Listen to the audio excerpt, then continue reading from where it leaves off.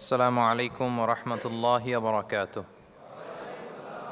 আমি যে সূরাটি থেকে আপনাদের সাথে কিছু কথা শেয়ার করব, সূরাটার নাম হচ্ছে সূরাতুল হুজরাত। কি সূরা? সূরাতুল হুজরাত। এটা মাদানী সূরা, মদিনাতে নাজিল হয়েছে, একেবারে শেষ দিকে, মাদানী জিন্দেগির শেষ দিকে, নবম হিজরিতে নাজিল হয়েছে, তার মানে একেবারে শেষ দিকে। এটা কোরআনের সূরার যে ধারাক্রম সে অনুযায়ী ৪৯ নম্বর সূরা এবং সূরার আয়াত সংখ্যা ১৮।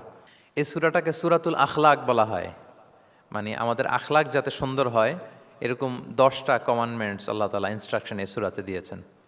আমাদের সমাজটা যাতে পিসফুল সোসাইটি হয়, হ্যাঁ, আল্লাহ তাআলা কিছু মোরাল স্ট্যান্ডার্ড, কিছু ইথিক্যাল স্ট্যান্ডার্ড, কিছু ম্যানার আমাদেরকে শিখিয়েছেন। কোরআন কিন্তু আমাদেরকে ম্যানার শিখায়। কি শিখায়? ম্যানার্স শিখায়। আজকে দেখবেন যে কোরআন আমাদের কি কি ম্যানার্স শিখায়। আমাদের সমাজটা যাতে একটা পিসফুল সোসাইটি হয়, শান্তিপূর্ণ সমাজ হয়, কোরআন কিছু আমাদেরকে এথিক্যাল স্ট্যান্ডার্ড বেঁধে দিয়েছে। আজকে আমরা এগুলো জানবো যে কি কি ম্যানার কোরআন আমাদেরকে মেনটেন করতে বলে, পালন করতে বলে। এবং আপনি আলোচনাটা পুরোটা শুনে আপনি নিজেই বুঝবেন যে আসলেই এই এই ম্যানার্সগুলো, এথিক্যাল স্ট্যান্ডার্ডগুলো, এই ভ্যালিউসগুলো যদি আমরা আমাদের সমাজে অ্যাপ্লাই করি, আমাদের সোসাইটিটা একটা শান্তিপূর্ণ সোসাইটি হয়ে যাবে ইনশাআল্লাহ। তাহলে কি কি ইনস্ট্রাকশন আল্লাহ তাআলা দিলেন to make our society a peaceful society, আমরা এটা দেখব। ১ নম্বরে আল্লাহ তাআলা যে ইনস্ট্রাকশনটি দিয়েছেন, শুরুতে বলে রাখা ভালো, মৌলিকভাবে 10টি দিক নির্দেশনা আল্লাহ তাআলা দিয়েছেন আমাদের সমাজটাকে শান্তিপূর্ণ করার জন্য। 10টা ম্যানার আল্লাহ তাআলা শিখিয়েছেন। আওয়াজ করে বলেন তো, মোট কয়টি নির্দেশনা? 10টি। আমরা গুনে গুনে সামনের দিকে আগাবো। ১ নম্বরে আল্লাহ তাআলা বললেন, ইয়া আইয়ুহাল্লাযীনা আমানু লা তুকদ্দিমু বাইনা ইয়াদাইল্লাহি ওয়া রাসূলিহি ওয়াত্তাকুল্লাহ ইন্নাল্লাহা সামিউন আলিম। ওহে বিশ্বাসীরা, তোমরা আল্লাহ আল্লাহর রাসূল তোমাদেরকে যা করতে বলে এইটার চেয়ে বেশি অ্যাডভান্স হয়েও না, অতটুকুতেই থাকো, ওইটাতেই কল্যাণ, ওইটাতেই বরকত। আল্লাহ আল্লাহ রাসূলের চাইতে বেশি বোঝা যাবে না, ওনারা যেটা বলেছেন এটাই ফাইনাল। মা কানা লিমুমিনিন ওয়ালা মুমিনাতিন ইযা কাদাল্লাহু ওয়া রাসূলুহু আমরান আইয়াকুনা লাহুমুল খিয়ারাতু মিন আমরিহিম। আল্লাহ আল্লাহ রাসূল যদি আমাদেরকে কোনো নির্দেশনা দেয়, তখন কোনো বিশ্বাসীর জন্য এটা মানলেও চলে, না মানলেও চলে, এরকম ভাবা যাবে? আল্লাহ রাসূলের পক্ষ থেকে, আল্লাহর পক্ষ থেকে একটা আদেশ আসছে, এখন এই আদেশ আপনি মানলেও হয়, না মানলেও হয়, এরকম নাকি ব্যাপারটা বলেন তো? বরং মানতেই হবে। বরং কি? মানতেই হবে। এটা কম্পালসারি, এটা অপশনাল না। তাহলে সমাজকে শান্তিপূর্ণ করার ১ নাম্বার গাইডলাইন হচ্ছে আল্লাহ রাসূলের পক্ষ থেকে যে নির্দেশনা আসবে এটা আপনাকে কম্পালসারি টু অ্যাবাইড বাই, এটা মানতেই আপনাকে হবে। এবং রাসূল সাল্লাল্লাহু আলাইহি ওয়াসাল্লাম যেটা শিখিয়েছেন ওইটাই স্ট্যান্ডার্ড, এর চেয়ে আর ভালো করা যায় না। এক সাহাবী বেশি ইবাদত করতে যেয়ে বললেন যে আমি আজ থেকে সারা রাত তাহাজ্জুদ পড়ব, রাতে আর ঘুমাবো না। আরেক সাহাবী বললেন আমি সারা বছর রোজা রাখবো, আমি আর রোজা ভাঙবো না। আরেক সাহাবী বলে আমি আমার স্ত্রীদের কাছে যাব না, আমি সন্ন্যাসী জীবনযাপন করব। তো রাসূল সাল্লাল্লাহু আলাইহি ওয়াসাল্লাম শুনে অপছন্দ করলেন, বললেন তোমরা নাকি এমন এমন বলেছ, আমি তো বিশ্বনবী রাহমাতাল লিল আলামিন, আল্লাহর হাবিব, আমি তো কোনো দিন রোজা রাখি, আবার কোনো দিন রাখি না। সোম বৃহস্পতিবারে রাখি, অন্যান্য দিন তো রাখি না। আবার রাতে আমি ঘুমাই, আবার তাহাজ্জুদও পড়ি, আবার আমি স্ত্রীদের সাথেও মেলামেশা করি। তো আমার এই ব্যালেন্স লাইফ লিড করেও তো আমি আল্লাহর শ্রেষ্ঠ হতে আমার কোনো সমস্যা হয় নাই, তোমাদের কি সমস্যা হলো? সুবহানাল্লাহ। দেখেন, ইসলাম খুব ব্যালেন্সড অ্যাপ্রোচে বিশ্বাস করে, ভারসাম্যপূর্ণ জীবন বিধান। তার মানে রাসূল সাল্লাল্লাহু আলাইহি ওয়াসাল্লাম যেটা শিখিয়েছেন ওইটাই স্ট্যান্ডার্ড। আপনি কি রাসূল সাল্লাল্লাহু আলাইহি ওয়াসাল্লামের চেয়ে বেশি মুত্তাকি হতে পারবেন? বুঝে থাকলে আওয়াজ করে বলুন, আল্লাহ রাসূলের চেয়ে বেশি বুজুর্গ হওয়া সম্ভব? মুত্তাকি হওয়া সম্ভব? আল্লাহওয়ালা হওয়া সম্ভব? তিনি যেটা শিখিয়েছেন ওইটাই স্ট্যান্ডার্ড। তাহলে প্রথম দিক নির্দেশনা হচ্ছে আল্লাহ আল্লাহ রাসূলের চেয়ে বেশি বোঝা চলবে। ওনারা যে নির্দেশনা দিয়েছেন সেটা মানলেই জীবনের সুখ, সেটা মানলেই কি ১ নম্বর গাইডলাইন। সমাজ যদি শান্তিপূর্ণ সমাজ আমরা পেতে চাই, পিসফুল সোসাইটি যদি পেতে চাই। ২ নম্বর গাইডলাইন হচ্ছে আল্লাহ তাআলা বলছেন, ইয়া আইয়ুহাল্লাযীনা আমানু লা তারফাউ আসওয়াতাকুম ফাওকা সাওতিন নাবী ওয়া লা তাজহারু লাহু বিল কওলি কাজাহরি বা'দিকুম লিবা'দিন আন তাহবাতা আ'মালুকুম ওয়া আনতুম লা তাশউরুন। ওহে বিশ্বাসীরা, নবীর কণ্ঠের চাইতে তোমাদের কণ্ঠকে উঁচু করো না। খবরদার, যদি করো, নিজেরা নিজেদের সাথে যেভাবে কথা বলো, নবীর সাথে যদি এভাবে কথা বলো, তাহলে তোমাদের সব আমলগুলোকে বাতিল করে দিবে কে? এই আয়াত নাজিলের একটা প্রেক্ষাপট আছে। বনু তামিম গোত্রের লিডার কে হবে এটা নিয়ে ডিসকাশন হচ্ছিল। তো আবু বকর রাদিয়াল্লাহু তাআলা আনহু বললেন, আমি চাই উনি হোক লিডার। ওমরে ফারুক বলে, না না না, উনি না, আপনি বুঝতে পারেন নাই, আমি চাই ইনি হোক। আবু বকর বলে, ওমর তুমি ঠিক বলো না, আমি বললে তুমি খুলে উল্টাটা বলো, উনি হলে ভালো হয়। ওমরে ফারুক বলে, না না না, উনি না, উনি হলে, এই যে উনি উনি করে দুইজন তর্ক বিতর্ক করতে করতে ওনাদের কণ্ঠটা রাসূল সাল্লাল্লাহু আলাইহি ওয়াসাল্লামের কণ্ঠের চাইতে একটু উঁচু হয়ে গেল, যেটা দেখতে অনেকটা অশোভন ছিল, সুন্দর দেখাচ্ছিল না। তো রাসূল সাল্লাল্লাহু আলাইহি ওয়াসাল্লাম সামনে বসা, ওনার সামনে উঁচু গলা করে কেউ কথা বলবে, এটা আল্লাহ বরদাশত করলেন না। আরশের উপর থেকে আল্লাহ তাআলা আয়াত নাজিল করলেন, লা তারফাউ আসওয়াতাকুম ফাওকা সাওতিন নবী, খবরদার নবীর কণ্ঠের চাইতে যেন তোমাদের কণ্ঠ উঁচু হয়ে না যায়, যদি যায় তাহলে তোমাদের আমলগুলো বাতিল হয়ে যাবে, এবং নিজেরা নিজেদেরকে যেভাবে ডাকো সেভাবে ডেকো না, এরকম করলে আমল বাতিল হয়ে যাবে। তো আল্লাহ তাআলা এখানে আদব শিক্ষা দিলেন যে রাসূল সাল্লাল্লাহু আলাইহি ওয়াসাল্লামের সামনে কথা বলতে গেলে খুব ভদ্র ভাষায় কথা বলতে হবে, শালীন ভাষায় কথা বলতে হবে। মজার ব্যাপার হচ্ছে, আপনারা জানেন কিনা জানি না, যারা হজ উমরা করেছেন আপনারা দেখবেন যে রাসূল সাল্লাল্লাহু আলাইহি ওয়াসাল্লামের পবিত্র কবরের উপর এই আয়াতটা এখনও লেখা আছে যে লা তারফাউ আসওয়াতাকুম ফাওকা সাওতিন নবী, নবীর কণ্ঠের চাইতে যেন কণ্ঠ উঁচু হয়ে না যায়। এজন্য দেখবেন যে যারা রাসূল সাল্লাল্লাহু আলাইহি ওয়াসাল্লামের কবর জিয়ারত করতে যায়, ওনারা কবরের সামনে যে ধৈর্য ধারণ করতে পারে না, বুক ফেটে কান্না আসে যে আজীবন যে নবীর কথা শুনলাম, যে নবীর হাদিস শুনলাম, যে নবীকে আমি এত ভালোবাসি, যে নবী আমার জন্য সুপারিশ করবেন, যে নবী আমাকে হাউজে কাউসারের পানি দিবেন, সেই নবী এখানে শুয়ে আছে। এটা ভাবতেই মুমিন হৃদয়ে বাঁধ ভাঙা কান্নার জোয়ার আসে, হাউমাউ করে কাঁদতে ইচ্ছে করে, কিন্তু ওখানে আওয়াজ করা যায় না, কারণ ওখানে লেখা লা তারফাউ আসওয়াতাকুম ফাওকা সাওতিন নবী, নবীর দরবারে বড় গলায় আওয়াজ করে কোনো শব্দ উচ্চারণ করা যাবে না। খুব ভদ্র বিনম্র চিত্তে রাসূল সাল্লাল্লাহু আলাইহি ওয়াসাল্লামের রওজার সামনে দাঁড়িয়ে আমরা সালাম পাঠ করি। তো এই নিয়মটা শুধু যে রাসূল সাল্লাল্লাহু আলাইহি ওয়াসাল্লামের জন্যই খাস তা নয়, আমাদের আব্বা আম্মা, আমাদের শিক্ষক, মুরব্বী, আধ্যাত্মিক নেতা, ধর্মীয় গুরু, ইসলামী আন্দোলনের বড় লিডার, এরকম যে কারো সামনে বড় গলায় উঁচু গলায় আওয়াজ করে কথা বলা যাবে না, বরং সেখানে ভদ্রতা, এটিকেটস, নম্রতা, এটা বজায় রাখতে হবে। এটা বুঝতে পেরেছেন? হ্যাঁ। পাশাপাশি রাসূল সাল্লাল্লাহু আলাইহি ওয়াসাল্লাম একবার দুপুরবেলায় ওনার ঘরে শুয়েছিলেন। সূরার নাম হচ্ছে সূরাতুল হুজুরাত, মনে আছে তো আপনাদের? সূরার নাম কি? হ্যাঁ, হুজুরাত মানে হচ্ছে কম্পার্টমেন্ট বা অ্যাপার্টমেন্ট, যেখানে মানুষ থাকে আর কি। রাসূল সাল্লাল্লাহু আলাইহি ওয়াসাল্লাম এরকম 9টা হুজরাখানা ছিল। আপনার বাংলাদেশে ইমাম সাহেবের হুজরাখানা এই শব্দটার সাথে পরিচিত না সবাই? এই হুজরাখানা থেকে এই আল হুজরাত, রাসূল সাল্লাল্লাহু আলাইহি ওয়াসাল্লামের 9 জন স্ত্রী এই 9টা হুজরাতে থাকতেন, এবং এগুলো মসজিদে নববীর সাথে অ্যাটাচ করা ছিল। দুপুরে খেয়ে রাসূল সাল্লাল্লাহু আলাইহি ওয়াসাল্লাম কাইলুলা করছেন, বিশ্রাম নিচ্ছেন। হঠাৎ কিছু বেদুইন লোক, যাদের মধ্যে সভ্যতার ছোঁয়া লাগেনি, তারা এসে রাসূল সাল্লাল্লাহু আলাইহি ওয়াসাল্লামকে ডাকতে আরম্ভ করলো, ইয়া মুহাম্মদ উখরুজ ইলাইনা, ইয়া মুহাম্মদ উখরুজ, এই মুহাম্মদ বেরো বেরো, কথা আছে, এই মুহাম্মদ বেরো বেরো। মানে কেমন যেন বন্ধুরে ডাকতেছে, মনে হচ্ছে বন্ধুকে ডাকতেছে। আল্লাহ তাআলা এটা বরদাস্ত করলেন না, বললেন খবরদার, নিজেরা নিজেদেরকে যেমনে ডাকো, নবীকে যদি অমনে ডাকো, তোমার ঈমান আমল সব বাতিল হয়ে যাবে, খবরদার, সব বাতিল হয়ে যাবে। বরং ওনাকে যখন সম্বোধন করবে তখন ডাক দিবে খুব ভদ্র ভাষায়, বলতে হবে ইয়া নবী আল্লাহ, ইয়া রসুল আল্লাহ, ইয়া হাবিব আল্লাহ, এরকম ভদ্রোচিতভাবে রাসূল সাল্লাল্লাহু আলাইহি ওয়াসাল্লামকে ডাকতে হবে। তাহলে রাসূলের সামনে কণ্ঠ উঁচু করার কারণে আল্লাহ তাআলা এই আয়াত নাজিল করলেন, এবং এই আয়াত নাজিলের পরে ওমরে ফারুক রাদিয়াল্লাহু তাআলা আনহু এত ভয় পেলেন। এরপরে রাসূল সাল্লাল্লাহু আলাইহি ওয়াসাল্লামের সামনে কথা বলতে গেলে উনি এত আস্তে কথা বলতেন, ওই যে বেশি জোরে যদি কথা বলে তাহলে আমার সব আমল বাতিল হয়ে যাবে, এত আস্তে বলতেন। রাসূল সাল্লাল্লাহু আলাইহি ওয়াসাল্লাম জিজ্ঞেস করা লাগতো, ওমর কি বললে, আবার বলো তো, একটু জোরে বলো ওমর, আরেকটু জোরে বলো, আরেকটু জোরে বলো। সুবহানাল্লাহ। মানে এত মিন করে, এত ক্ষীণ ক্ষীণ শব্দে ওমর ফারুক কথা বলতে লাগলেন যে রাসূল সাল্লাল্লাহু আলাইহি ওয়াসাল্লামের বুঝতে কষ্ট হচ্ছিল কথা। তখন তিনি বলতেন, ওমর আরেকটু জোরে বলো না, কি বললে বুঝলাম না, আরেকটু জোরে বলো। ওনারা এতটা ভয় পেয়েছিলেন এই আয়াত নাজিল হওয়ার পরে।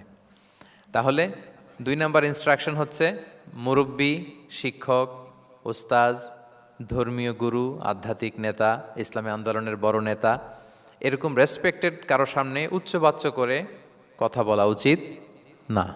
এটা আদবের খেলাফ, শিষ্টাচারের খেলাফ।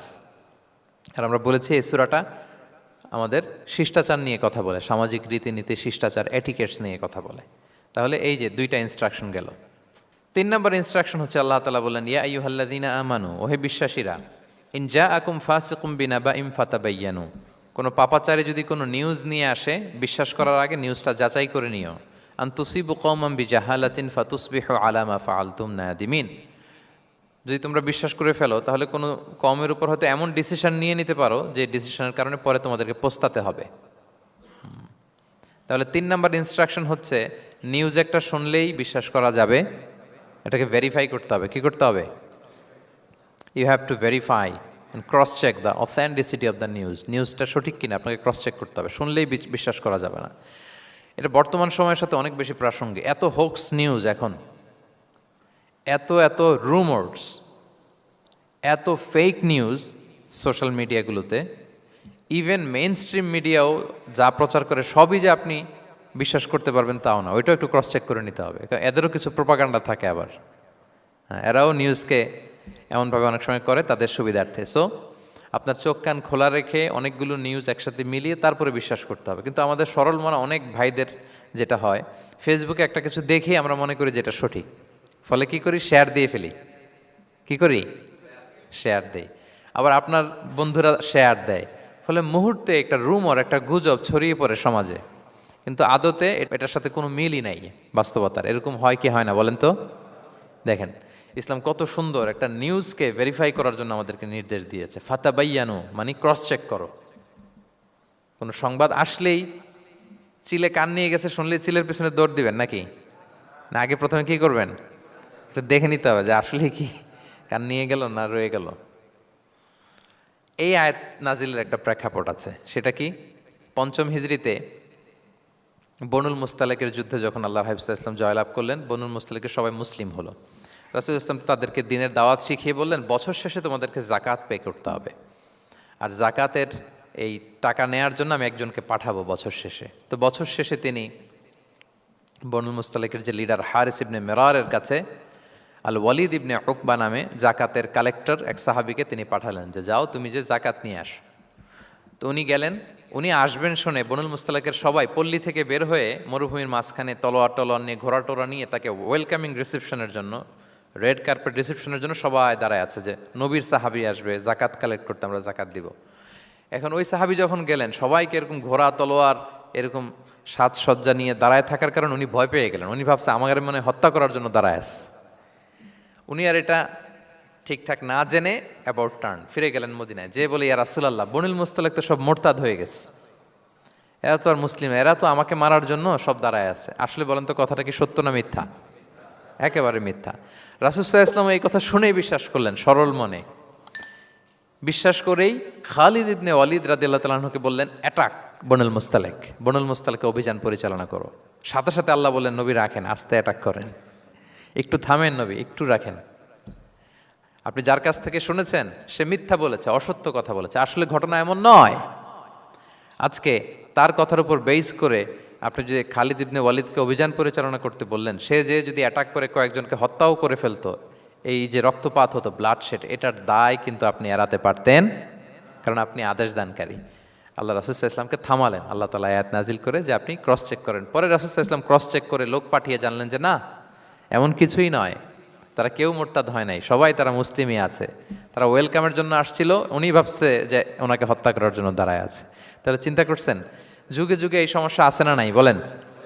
রাসূল সাল্লাল্লাহু আলাইহি ওয়াসাল্লামের জীবনীতে এই ঘটনা ঘটিয়ে আমাদের চোখে আঙ্গুল দিয়ে আল্লাহ তাআলা বুঝাতে চাইলেন যে কোনো নিউজ আসলেই এটা ভেরিফাই না করে বিশ্বাস করা যাবে না। যত মেইন স্ট্রিম মিডিয়া হোক, ওটা শুনলে আপনি আরও কয়েকটা, আরও আপনার সোর্স থেকে আপনি একটু জানবেন, এরপরে আপনি বিশ্বাস করবেন। নাকি বিশ্বাস না করে শেয়ার দিবেন? দিবেন? আপনি কি জানেন যে একটা কথা শুনেই ক্রস চেক না করে অ্যাকশনে যাওয়াতে কত পরিবার ভেঙে যায়, কত সম্পর্ক ভেঙে যায়?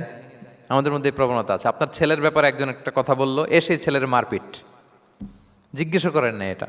আপনার মেয়ের ব্যাপারে একজন এসে একটা বাজে কথা বলছে, এসেই আপনি মেয়ের সাথে খারাপ আচরণ।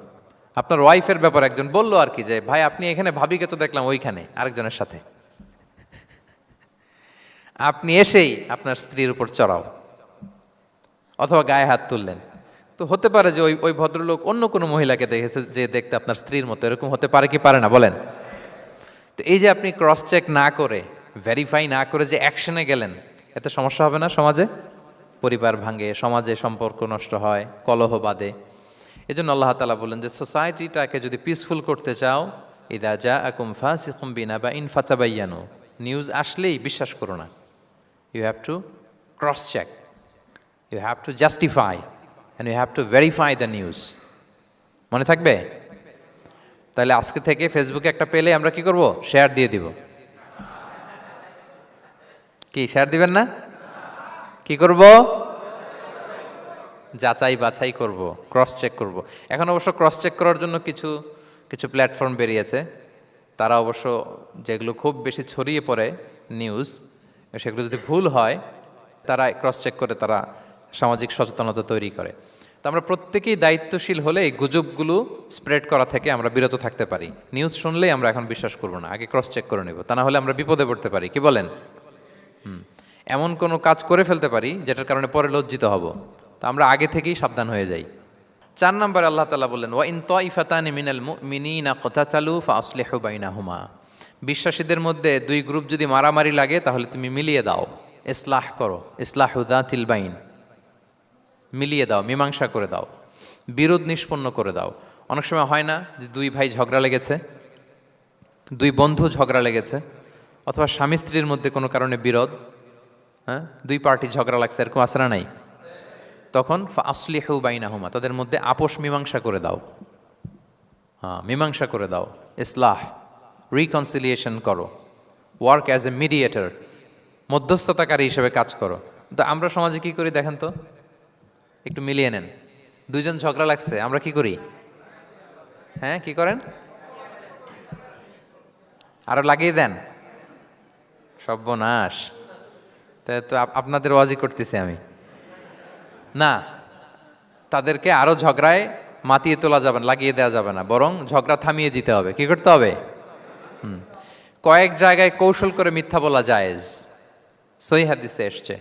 এর মধ্যে একটা আছে, 2 জন মানুষের মধ্যে সম্পর্ক নষ্ট, তাদের সম্পর্ক জোড়া লাগিয়ে দেওয়ার জন্য আপনি কৌশল করে মিথ্যা বলতে পারেন। যেমন ধরেন যে 2 জনের সাথে কথা হয় না, দা কুমড়া সম্পর্ক, আপনি একজনকে বললেন যে ভাই ওই দিন তো ওই লোক আপনার ব্যাপারে অনেক প্রশংসা করলো। সে তো শুনে অবাক হবে, কিরে আমার প্রশংসা কি বললো, এমন এমন বললো। তো এটা শুনে ওই লোকের ব্যাপারে তার মনটা একটু নরম হবে। আবার তাকে বললেন যে উনি তো আপনার ব্যাপারে এরকম একটা পজিটিভ কমেন্ট করলো, সেও অবাক হবে, তাই নাকি, তার সাথে আমি এত ভুল বোঝাবো যে আসলে লোকটা তো তাইলে ভালো।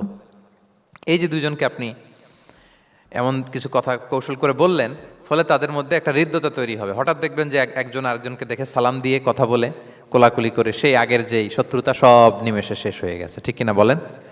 হ্যাঁ, এই যে মধ্যস্থতাকারী আপনি হলেন, এজন্য আল্লাহ তাআলা আপনাকে সওয়াব দিবেন। তাহলে বিবাদমান 2 গ্রুপ দেখলে আমরা আজ থেকে আরো ঝগড়া লাগিয়ে দিব না মিলিয়ে দিব? রাসূল সাল্লাল্লাহু আলাইহি ওয়াসাল্লাম বলেন, আলা উখবিরুকুম বিআফদালা দারাজাতিম মিন সাদাকাতি ওয়াস সিয়ামি ওয়াস সালাহ।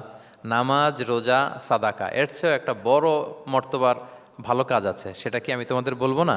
সাহাবারা বলল, বলেন। আল্লাহ রাসূল সাল্লাল্লাহু আলাইহি ওয়াসাল্লাম বললেন, সেটা হচ্ছে ইসলাহু যাতিল বাইন, 2 পক্ষকে মিলিয়ে দেয়া, বিবাদমান 2 গোষ্ঠীকে কি করা? মিলিয়ে দেয়া।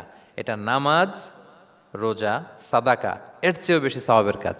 দেখেন, আমরা ইসলামটা বোঝার ক্ষেত্রে আমাদের কত ল্যাকিংস। আমরা মনে করি শুধু লম্বা দাড়ি রাখলাম, তাসবিহ একটা নিলাম, আর জিকির করতেছি দিন রাত এক করে, এরপরে নামাজ পড়তে পড়তে কপালে দাগ ফেলে, এই বোধহয় ভালো কাজ, এই সব ভালো আমিই করে ফেললাম। কিন্তু দেখেন, রাসূল ইসলাম বলেছে না, সমাজে বিবাদমান 2টা গ্রুপকে যদি মিলিয়ে দাও, এটা নামাজ, রোজা, সাদাকার চেয়ে বেশি সওয়াব তুমি পাবে।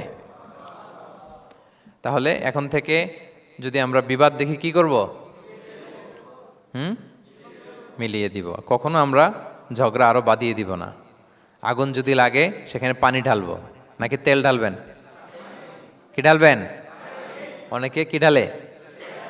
আরো দাউ দাউ করে জ্বালাতে চায় না, না, এটা করা যাবে না, বরং আমরা মিলিয়ে দিব ইনশাআল্লাহ। বলেন সবাই। আল্লাহর হাবিব সাল্লাল্লাহু আলাইহি ওয়াসাল্লাম তিনি এই কাজটা করতেন। মক্কা থেকে মদিনায় গেলেন, মদিনায় আউস খাজরাজ 2টা গোত্র, বছরের পর বছর যুদ্ধ, উনি যেই মিলিয়ে দিলেন। রাসূল সাল্লাল্লাহু আলাইহি ওয়াসাল্লাম এই যে সংলাপ, তারপর রিকনসিলিয়েশন, মিডিয়েশন, মধ্যস্থতা, এগুলোতে এক্সপার্ট ছিলেন। যে যুদ্ধ থামে না, এই যুদ্ধ মিলিয়ে দিলেন। কত প্রাণ গেল এই যুদ্ধে, কিন্তু রাসূল সাল্লাল্লাহু আলাইহি ওয়াসাল্লাম যেই আউস খাজরাজ এখন ভাই ভাই হয়ে গেছে, ভাই ভাই করে দিলেন, ভ্রাতৃত্বের বন্ধনে ওনাদেরকে আবদ্ধ করে দিলেন আল্লাহর হাবিব সাল্লাল্লাহু আলাইহি ওয়াসাল্লাম। এবং সহিহ বুখারীতে একটা বাব আছে, বাবের শিরোনাম হচ্ছে বাবু কওলুল ইমাম ইযহাবু বিনা নুসলিহ বাইনাকুম, মানে আমাকে নিয়ে চলো আমি মিলিয়ে দিব। এটা ছিল রাসূল সাল্লাল্লাহু আলাইহি ওয়াসাল্লামের বিখ্যাত বাণী। ঝগড়া একটা লাগছে, রাসূল ইসলাম বলতে, আরে আমি আসি না, আমাকে নিয়ে যাও, আমি মিলাই দেবো। কোথাও কিছু হয়েছে, আমাকে নিয়ে যাও, আমি তো আছি, মিলাই দেবো। রাসূল ইসলাম এসেছেনই মানুষকে মিলানোর জন্য, গড়ার জন্য এসেছেন, ভাঙার জন্য নয়। তাহলে 4 নাম্বার যেটা আমরা জানলাম যে বিবাদমান দুই পক্ষকে আমরা কি করব, মনে থাকবে? এই যে আমি শুরুতে বলেছিলাম যে একটা শান্তিপূর্ণ সমাজ যদি আপনি গড়তে চান, তাহলে এই 10টা ইনস্ট্রাকশনের কোনো বিকল্প নাই। এখানে সোশ্যাল নর্মস, কিছু মোরালিটি, কিছু ভ্যালিউজ, বিশেষ করে ম্যানার্স আমাদেরকে শিখিয়েছেন আল্লাহ তাআলা। তাহলে 4টা জানলাম, কয়টা? 5 নম্বরে আল্লাহ বলেন, ইয়া আইয়ুহাল্লাযীনা আমানু লা ইয়াসখার কওমুন মিন কওম আসা আন ইয়াকুনু খায়রাম মিনহুম। ওহে বিশ্বাসীরা, তোমরা একে অপরকে তুচ্ছ তাচ্ছিল্য করো না, হাসি ঠাট্টা করো না, কাউকে সুখরিয়া মানে কাউকে তুচ্ছ করা, কাউকে নিয়ে ব্যঙ্গ করা, হাসি তামাশা করা, এটা করো না, এটা কবিরা গুনাহ। মানে এমন কোনো কথা বলো না যাতে তোমার ভাইয়ের মনে কষ্ট হয়, এরকম কিছু বলা যাবে না। আমরা অনেক সময় এটা করে ফেলি, এমন কথা বলি যেটাতে আরেক ভাই বা আরেক বোন কষ্ট পায়। আমরা খুব সিম্পলি বলি, কিন্তু এটা কবিরা গুনাহ। এটা কি? বিশেষ করে তার আকৃতি নিয়ে আপনি কিছু বলতে পারবেন না, এটা বড় কবিরা গুনাহ। এটাকে বডি শেমিং বলে। কি বলে? বডি শেমিং হারাম। কারণ বডি স্ট্রাকচার, এটাকে আমার ইচ্ছে মতো হয়েছে না আল্লাহ বানাইছে? আচ্ছা, আপনি যে এত সুন্দর ফর্সা, কে বানালো? হ্যাঁ, আবার আরেকজন যে একটু শ্যামবর্ণের, তাকে কে বানালো? আপনি লম্বা, কে বানালো? কেউ খর্বাকৃতির, খাটো, তাকে কে বানালো? তাহলে আপনি আকৃতি নিয়ে তাকে যদি ঠাট্টা করেন, আসলে কি ঠাট্টা কি তাকে করা হলো নাকি আল্লাহকে? কারণ আসল ডিজাইনারটা কে? হুয়াল্লাযী ইউসাউবিরুকুম ফিল আরহামি কাইফা ইয়াশা। আল্লাহ তাআলা তোমাদেরকে যেমন চেয়েছেন ঠিক তেমন মাতৃগর্ভে তোমাদেরকে ডিজাইন করেছেন, তোমাদের আকৃতি দিয়েছেন। এজন্য কারো আকৃতি নিয়ে অবজ্ঞা করা, তুচ্ছ করা, হেয় করা, এটা প্রকারান্তরে আল্লাহকে অবজ্ঞা করার সমান। দ্য ক্রিয়েটর, যিনি স্রষ্টা, তাকে আপনি অবজ্ঞা করেছেন, ঠিক কিনা বলেন? তাহলে এখন কারো আকৃতি নিয়ে কিছু বলবেন? আমরা বাংলাদেশে এরকম বলি না, বেশি মোটা হলে তাকে একটা নাম দিয়ে ফেলি। হ্যাঁ, কি বলি? কি বলেন? মোটু। তারপর কেউ চিকন হলে তাকে একটা নাম দিয়ে ফেলি, চিকন আলী। এরপর ধরেন যে কারো হয়তো নাক ছোট, চোখ ছোট, তাকে চাকমা বলে আমাদের এলাকায়। হ্যাঁ, নাক ছোট, চাকমা। তো এটা হইলো? তো সে কি নিজে তার নাককে এরকম বানাইছে? এরকম নানা ধরনের আকৃতির অনেক কিছু হতে পারে। এই যে বডি শেমিং, এটা হারাম। এটা কি? এবং জরিপে এসেছে অনেক বাচ্চারা স্কুলে যেতে চায় না তার দেহের বিভিন্ন আকৃতি নিয়ে, তার বন্ধুরা তাকে টিস করার কারণে। খুব মোটা সে, তাকে নিয়ে তার ফ্রেন্ডরা এমন কথা বলে, সে আর স্কুলে যাওয়ার প্রতি আগ্রহ ফিরে পায় না। তো এটা কত বড় সামাজিক সমস্যা আপনি খেয়াল করেছেন? হ্যাঁ, কখনো কারো আকৃতি নিয়ে কোনো কমেন্টস করা যাবে? কারণ আকৃতিটা দিয়েছে কে? এটা খবরদার, এটা বড় কবিরা গুনাহ। আব্দুল্লাহ ইবনে মাসউদ রাদিয়াল্লাহু তাআলা আনহু, এই সাহাবী, ওনার পা দুইটা ছিল চিকন, চিকন পা। উনি একবার আরাক গাছের চূড়ায় উঠেছেন, মেসোয়াকের ডাল ভেঙে মেসোয়াক করবেন। বাতাসের ঝাপটা, ওনার লুঙ্গিটা একটু সরে গিয়েছে, পা দুইটা দেখা গিয়েছে। তো এত চিকন পা দেখে সাহাবারা সবাই হাসতেছে নিচে। রাসূল ইসলাম বললেন, ব্যাপার কি, তোমরা হাসো কেন? বলে যে ইবনে মাসউদের পাগুলো দেখে দেখেনি রাসূল কত চিকন পা, হাসতেছে। রাসূল ইসলাম রাগান্বিত হলেন, বললেন, ওই সত্তার শপথ যার হাতে আমার আত্মা, ওই আল্লাহর কসম করে আমি বলি, লাহুমা আসকালু ফিল মিজান মিন উহুদ, এই পা দুটো মিজানের পাল্লায় রাখা হলে কিয়ামতের দিন উহুদ পাহাড়ের চেয়ে বেশি ভারী হয়ে যাবে। তার মানে এত সম্মান ইবনে মাসউদের, সম্মান আল্লাহর কাছে, কল্পনা করেন, উহুদ পাহাড়ের চেয়ে বেশি ভারী হয়ে যাবে। কিন্তু আমরা অনেক সময় এই মানুষের আকৃতি নিয়ে তুচ্ছ তাচ্ছিল্য করি। রাসূল সাল্লাল্লাহু আলাইহি ওয়াসাল্লামের একজন স্ত্রী ছিল, নাম সফিয়া। কি নাম? সফিয়া বিনতে হুয়াই ইবনুল আখতাব। উনি আকৃতিতে কিছুটা খাটো ছিলেন এবং একটু স্থূলাকৃতির ছিলেন। তো এটাকে একটু ইঙ্গিত করে আম্মাজান আয়েশা রাদিয়াল্লাহু তাআলা আনহা একবার একটা শব্দ ব্যবহার করেছেন, মানে শব্দ দিয়ে কৌশলে বুঝিয়েছেন, তানি কসিরা, মানে আপনার সেই খাটো স্ত্রী সফিয়া। নারীদের মধ্যে এটা থাকে স্বাভাবিক, মানবীয় কারণে। একাধিক স্ত্রী হলে মানবীয় কারণে একটু জেলাসি বা একটু কিছু বিষয় থাকে, এটা থেকে মানুষ বেরোতে পারে না, এবং সেটা নবীদের স্ত্রীরাও সেটা থেকে বেরোয়া সম্ভব ছিল না। তো কথা বলতে বলতে এমন একটা শব্দ বললেন যেটা দিয়ে সাফিয়া রাদিয়াল্লাহু তাআলা আনহাকে বুঝালেন যে আপনার অমুক স্ত্রী, মানে তিনি আকৃতিতে কিছুটা খাটো এবং কিছুটা স্থূলাকৃতির। এই শব্দটা রাসূলুল্লাহ সাল্লাল্লাহু আলাইহি ওয়াসাল্লাম পছন্দ করলেন না, বললেন আয়েশা এটা তুমি কি বললে?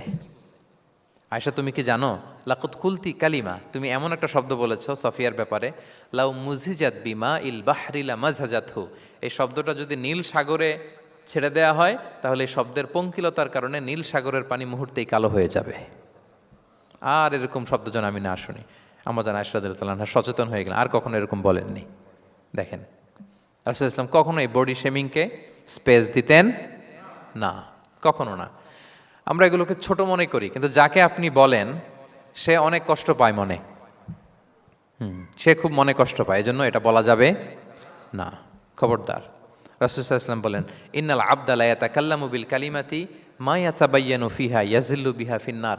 মানুষ অনেক সময় মুখ ফসকে এমন কমেন্ট করে ফেলে অন্যের ব্যাপারে, এটা দিয়ে সে মাঝে মাঝে জাহান্নামী হয়ে যায়, কিন্তু সে ভাবেই নাই এই শব্দে আমাকে জাহান্নামে ঢুকাবে। কারণ এই মুখ দিয়ে যা বেরোয় এটা বলতে অনেক সাবধানে। রাসূলুল্লাহ ইসলাম বলেছেন দুইটা অঙ্গের গ্যারান্টি যদি কেউ আমাকে দেয় আমি তাকে জান্নাতের গ্যারান্টি দেই। মাইয়াদমান লি মা বাইনা লিহিয়াইহি ওয়া মা বাইনা রিজিলাইহি আদমান লাহুল জান্নাহ। দুই অঙ্গের গ্যারান্টি যে দেয় তাকে আমি জান্নাতের গ্যারান্টি দিই। এক হচ্ছে দুই চোয়ালের মাঝখানে যা আছে মানে জিব্বা, এই জিব্বার গ্যারান্টি যদি দেয়। আরেকটা হচ্ছে দুই পায়ের মাঝখানে যা আছে মানে মানুষের প্রাইভেট। এই দুইটা অঙ্গের গ্যারান্টি যদি কেউ দেয় যে এই দুই অঙ্গ দিয়ে আমি কোনো পাপ কাজ সংগঠিত করব না, বিশ্বনবী সাল্লাল্লাহু আলাইহি ওয়াসাল্লাম বলেন আমি আমার ওই উম্মতকে জান্নাতের গ্যারান্টি দেই। তাহলে তুচ্ছ তাচ্ছিল্য ঠাট্টা বিদ্রুপ করা যাবে না। 6 নম্বরে ওয়ালা তালমিজু আনফুসাকুম, তোমরা অন্যের বদনাম করে বেরিও না। লামজ আসছে লুমাজা থেকে, ওয়াইলুল লিকুল্লি হুমাজাতিল লুমাজা, যে প্রকাশ্যে অন্যের বদনাম করে বেড়ায়, অন্যের দোষ খুঁজে বেড়ায়। একদল লোক আছে দেখবেন শুধু অন্যের দোষ খোঁজে, নিজের দিকে আঙ্গুল যায় না। কিন্তু এইভাবে আরেকজনের দিকে আঙ্গুল দিলে যে 3টা আঙ্গুল নিজের দিকে যায় এটা আবার ভুলে যায়। কাউকে যদি আমি এরকম করি আমার দিকে কয় আঙ্গুল বলেন? এই 3টা কার দিকে? আর আরেকজনের দিকে 1 আঙ্গুল। তো কাউকে কিছু বলার আগে 3বার নিজেরটা ভাববেন যে নিজে কি করেন। ওলা তাল মিজাং, অন্যের বদনাম করো না, প্রকাশ্যে অন্যের দোষ খোঁজো না। সবচেয়ে বুদ্ধিমান সে যে নিজের দোষ খোঁজে, নিজের সমালোচনা যে করতে পারে সেই সর্বাপেক্ষা বুদ্ধিমান। কিন্তু আমরা একদল আছি শুধু সমালোচনা, ওর এই সমস্যা, ওর এইটা, ওর ওর মানে তার দায়িত্ব হচ্ছে সবার সমস্যা বের করা। এরকম দায়িত্বপ্রাপ্ত কিছু লোক আছে না নাই? সবাই না, এগুলো থেকে আমাদের বেরিয়ে আসতে হবে। অন্যের দোষ খোঁজা বাদ দিতে হবে, দোষ খুঁজলে নিজের দোষ খুঁজতে হবে। আমরা আত্মসমালোচনা করবো। খেয়াল রাখবেন সবচেয়ে ভালো হচ্ছে আত্মসমালোচনা, সবচেয়ে ভালো কি? তারপরে মোটামুটি ভালো হচ্ছে আলোচনা, আর সবচেয়ে খারাপ হচ্ছে সমালোচনা। কিন্তু আমরা সবচেয়ে করি বেশি কোনটা? এটা চেঞ্জ করতে হবে, আত্মসমালোচনা বাড়াইতে হবে। আমি প্রায় একটা কথা বলি, small people talk about people, average people talk about things, and great people talk about ideas. ছোট মনের মানুষ যারা, এরা মানুষ নিয়ে কথা বলে, এর এই সমস্যা ওর।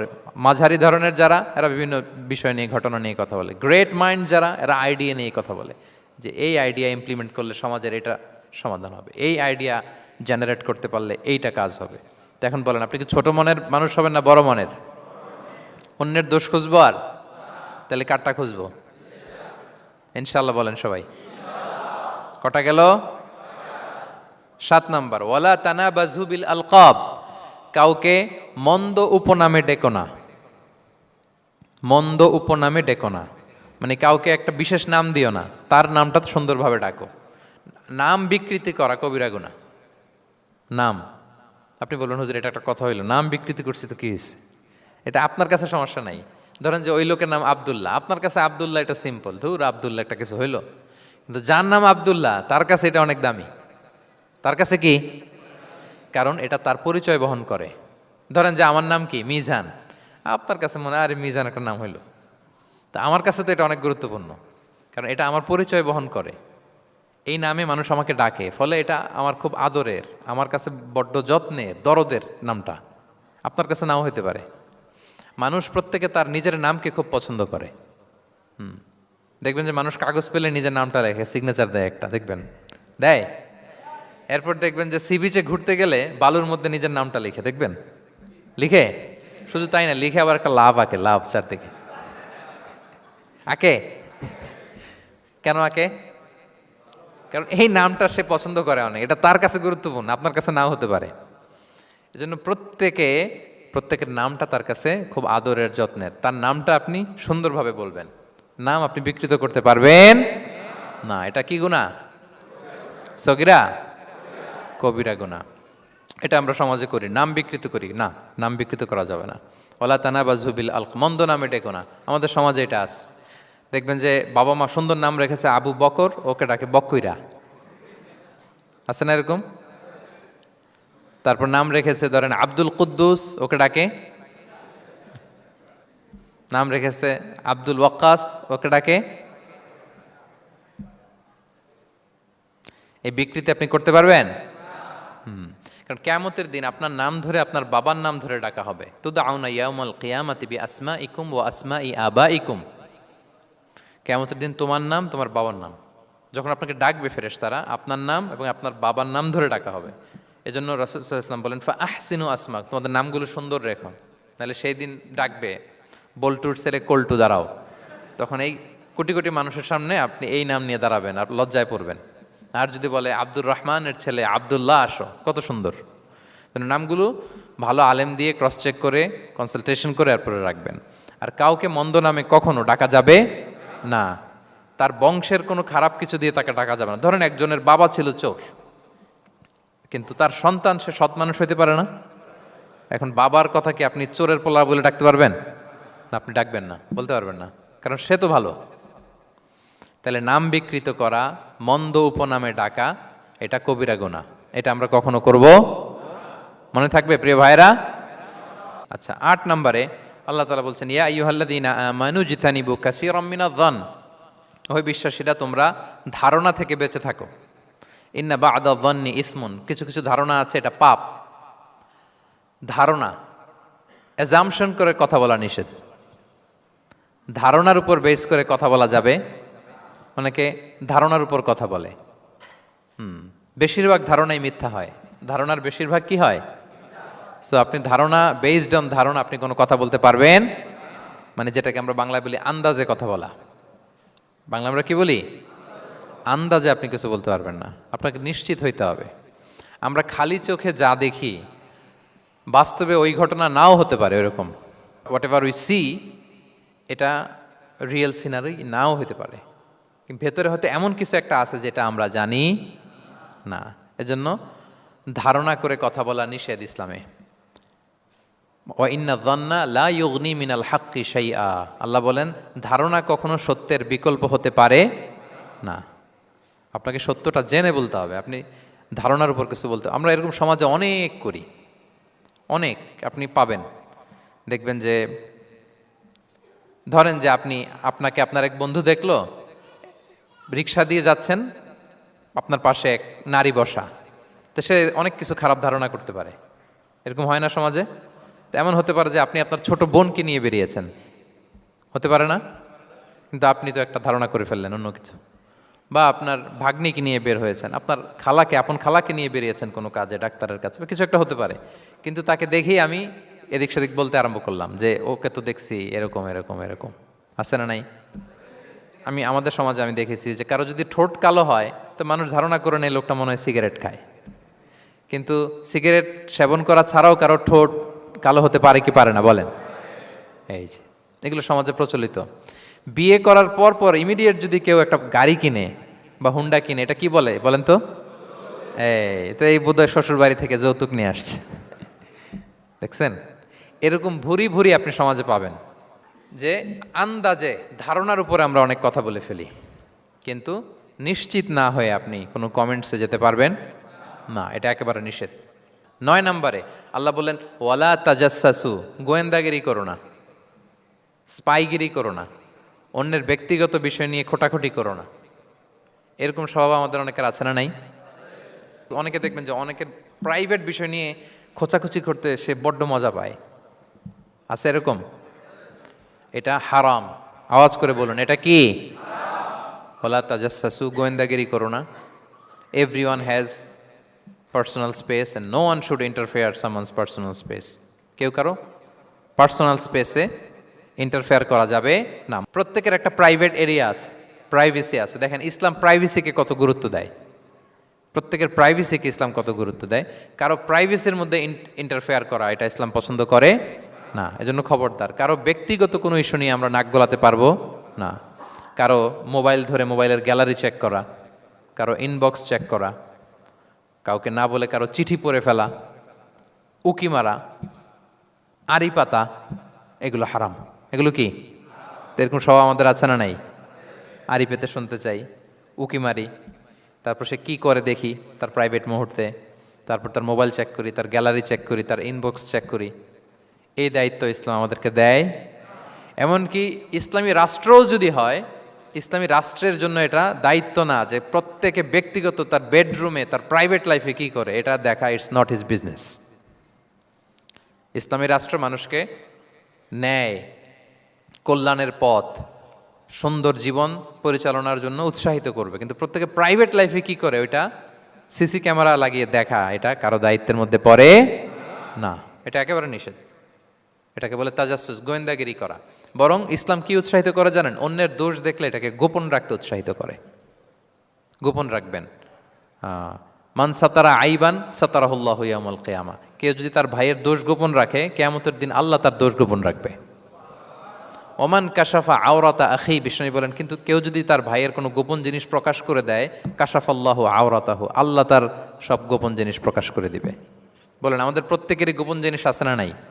এখন আমাদের সব ভুল, সব গোপনীয়তা যদি প্রকাশ হয়ে যায় কি হবে তখন? আল্লাহ নিজে দায়িত্ব নিচ্ছে যে তুমি যদি তোমার ভাইয়ের কিছু ফাঁস করো, তোমার হাড়ি আমি হাটে ভাঙবো। হাটে হাড়ি ভাঙবো তোমার আমি, তখন দেখা যাবে।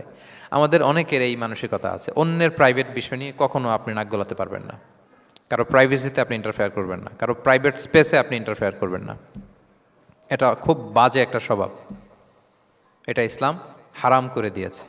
আমাদের অনেকের মধ্যে আছে খুঁটে খুঁটে, ভাই এটা কি, ওইটা কি করছেন, সরকারি চাকরি না প্রাইভেট চাকরি, বেতন কত, বয়স কত, ওইটা কত, ওইটা কত, হাবি যাবি, এটা তার, ইটস নট হিজ বিজনেস। তারপর মানুষ খুঁচিয়ে খুঁচিয়ে।